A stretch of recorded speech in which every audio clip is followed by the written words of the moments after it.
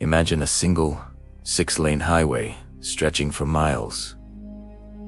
But instead of cars, it's packed bumper to bumper with tanks, armored vehicles, and trucks. Now, picture this entire scene turned into a smoldering, twisted graveyard of steel. This was the Highway of Death, a name that perfectly captures the chilling events of late February 1991, during the final days of the Gulf War. And witnessing this spectacle from afar, Soviet military observers could hardly believe their eyes. What they saw wasn't just a victory. It was a demonstration of air power, so overwhelming, so devastatingly precise, that it fundamentally challenged everything they understood about modern warfare. The story begins as the ground war, Operation Desert Storm, kicked off. After months of a relentless air campaign, coalition forces, led by the United States, began their ground assault to liberate Kuwait. The Iraqi army, once considered the fourth largest in the world, was already battered and demoralized. Facing an unstoppable advance, their forces in Kuwait began a massive, panicked retreat back towards Iraq. They loaded up everything they could: tanks, artillery pieces, stolen civilian vehicles, anything with wheels, and flooded Highway 8, the main artery leading from Kuwait City to the Iraqi border town of Safun, and then on to Bus. This wasn't a tactical withdrawal. It was a chaotic, desperate exodus. The retreating columns stretched for miles, creating a traffic jam of epic proportions. For the coalition air forces, this was an unprecedented opportunity. The Iraqi convoy was a perfect, target-rich environment, completely exposed from the air with nowhere to hide in the flat desert landscape. What followed was one of the most one-sided and intense air attacks in military history. Over the course of 2 nights, from February 26th to the 27th, American and coalition aircraft descended upon the highway. A-10 Warthogs, famous for their tank-busting GAU-8 Avenger cannons, flew sortie after sortie. You could hear the distinctive BRRRT of their guns ripping through armored vehicles. F-15E Strike Eagles, F-16s, and Navy A-6 Intruders joined the fray, dropping a terrifying array of munitions, from laser-guided bombs to cluster bombs. The strategy was simple but brutally effective. Aircraft would first destroy vehicles at the front and rear of the long columns, trapping everything in between. With the escape routes blocked, the convoy became a shooting gallery. The result was utter devastation.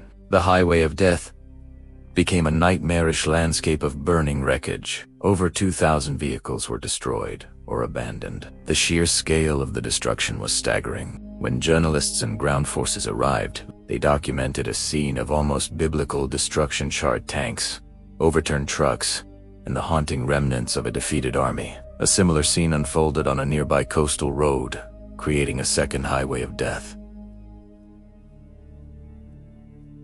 Now, let's switch our perspective to Moscow. Throughout the Cold War, the Soviet Union and the United States were locked in a military standoff. Soviet doctrine was built around massive, heavily armored ground forces, huge tank armies, designed to steamroll across the plains of Europe. Their air defense systems were thought to be formidable. They had watched the initial air campaign of Desert Storm with keen interest, but the events on Highway 80 were a true shock to their system. Soviet military analysts and generals, who were receiving intelligence reports and satellite imagery, were reportedly in disbelief. Their own military philosophy was being systematically dismantled before their very eyes. They had supplied Iraq with much of its equipment, including T-72 tanks, which were considered fairly modern at the time. To see these tanks, along with thousands of other vehicles, obliterated with such ease and with almost zero losses for the coalition, was a terrifying wake-up call. What shocked them the most? 3 things. First, the sheer effectiveness of American air power. The ability to coordinate such a massive, sustained attack involving different types of aircraft, day and night, in adverse weather, was something the Soviets had never witnessed. Second was the precision of the weaponry. The era of dumb bombs was over. Laser-guided munitions and advanced targeting pods meant that one bomb could equal 1 kill. This wasn't carpet bombing. It was surgical destruction on a mass scale. The A-10s, in particular, proved to be terrifyingly efficient tank killers. Third, and perhaps most importantly, was the role of stealth and electronic warfare. Aircraft, like the F-117 Nighthawk stealth fighter, had been flying over Baghdad, the most heavily defended city on Earth. The coalition's ability to jam Iraqi radar and communications rendered their Soviet-supplied air defense network almost useless. For the Soviets, this was the ultimate nightmare. Their entire defensive strategy relied on being able to detect and shoot down enemy aircraft. The Americans had just demonstrated that they could effectively become invisible, striking wherever and whenever they chose. The Highway of Death wasn't just the end of a convoy. It was the end of an era of military thought. It showed that a massive ground army, no matter how large, could be rendered helpless if it didn't have control of the skies. Air power was no longer just a supporting element. It was the decisive factor. The lessons learned from this single event had a profound impact on military strategy around the world. For the Soviet Union, it was a harsh realization that the technological gap with the West was far wider than they had imagined. It accelerated their own research into precision weapons and stealth technology, but they were playing a desperate game of catch-up.